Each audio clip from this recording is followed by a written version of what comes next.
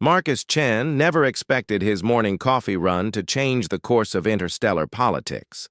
The maintenance engineer was walking through Station Alpha 7's commercial district when the explosion ripped through the Zephyrian embassy's outer wall. Without thinking, he dove forward, tackling the tall, elegant figure who'd been standing directly in the blast's path.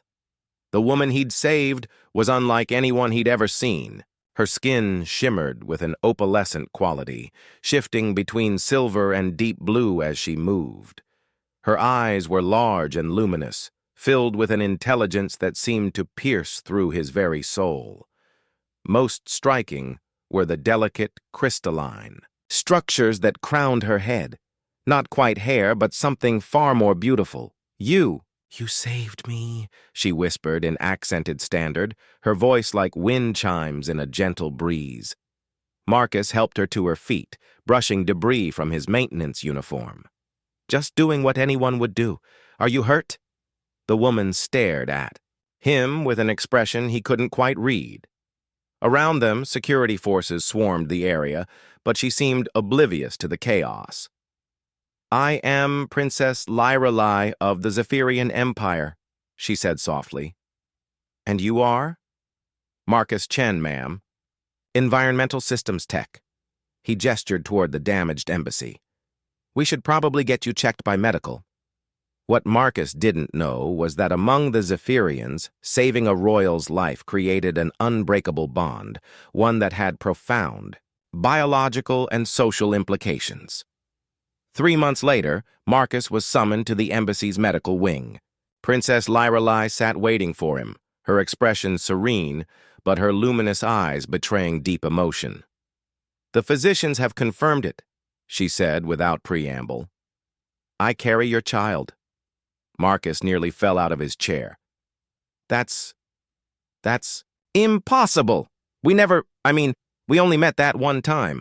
Lyralai's crystalline crown structures chimed softly as she tilted her head. Among my people, when one saves another's life, a biological bond forms.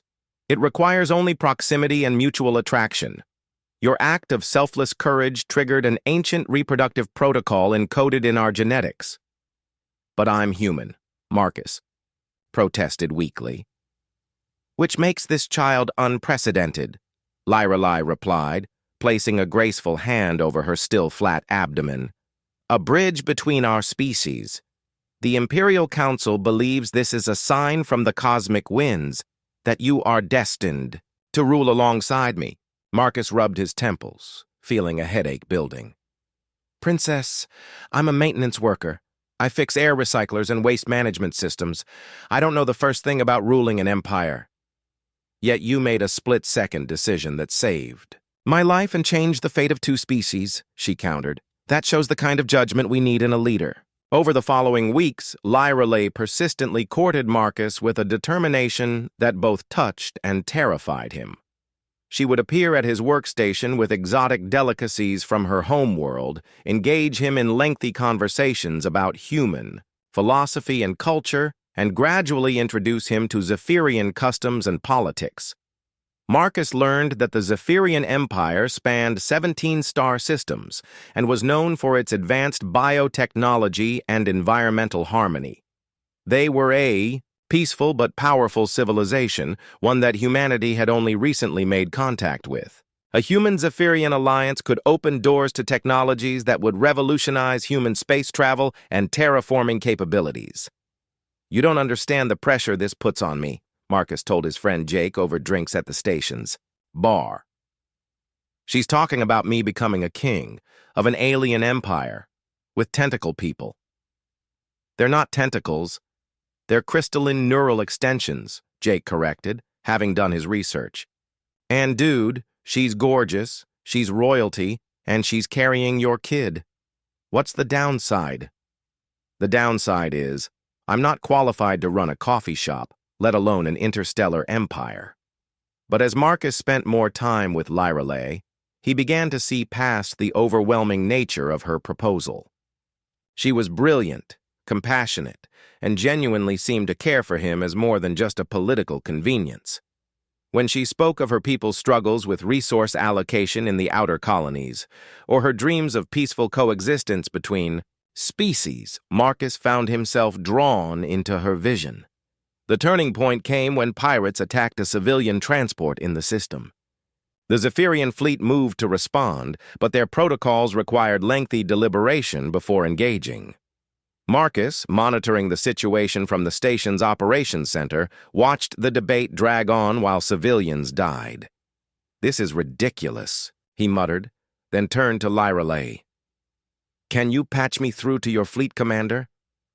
Within minutes, Marcus was coordinating a joint human-Zephyrian rescue operation, his experience with station logistics translating surprisingly well to fleet. Coordination.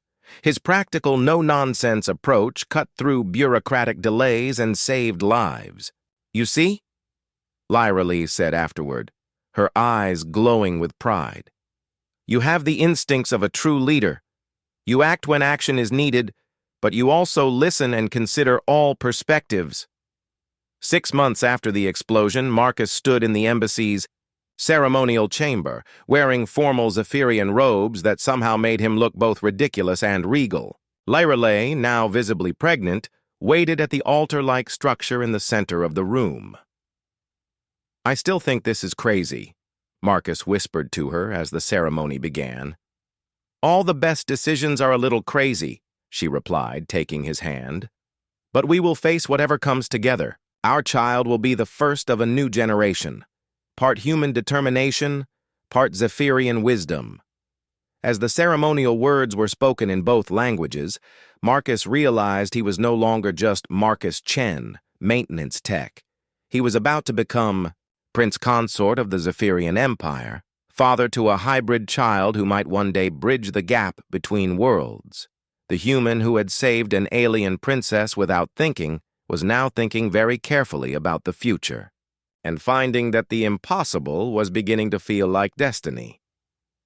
When the ceremony concluded and Lyrelay placed the crown of neural crystals upon his head, Marcus felt their cool touch against his skin and saw the world through new eyes. Perhaps Jake had been right. Perhaps there really was no downside to this impossible situation after all. The maintenance engineer had become a king, and the universe would never be quite the same.